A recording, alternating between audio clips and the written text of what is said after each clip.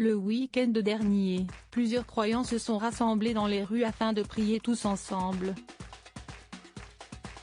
Une solution trouvée et envisagée à cause de la crise du coronavirus et du nouveau confinement qui interdit les rassemblements en tout genre.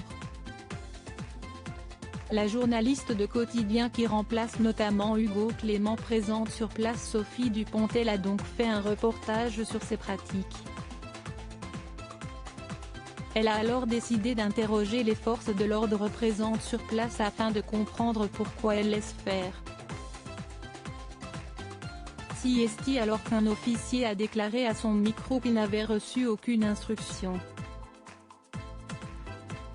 Gérald Darmanin avait déclaré la veille que ce genre de manifestation n'était pas interdit, mais que les rassemblements culturels sont illégaux. Lorsque les catholiques se sont mis à prier, Sophie Dupontel est retournée voir les policiers présents sur place. Là ils ont prié. Mais toujours aucune verbalisation n'a été infligée. Ce n'était absolument pas le but. Cette séquence a rapidement fait le tour des réseaux sociaux. En effet, certains internautes ont accusé la jeune femme de délation.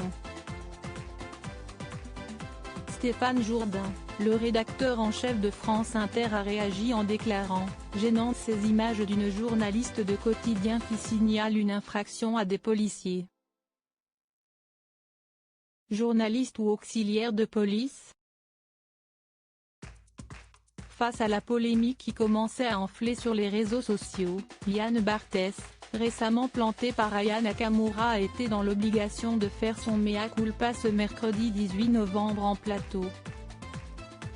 Le sujet était très bien et on est désolé si certains catholiques ont pu se sentir blessés.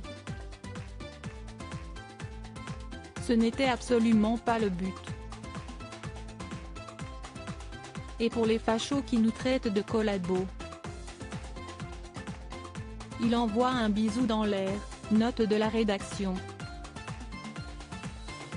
La journaliste a quant à elle assuré que le but n'était pas du tout de stigmatiser les catholiques. Par JF.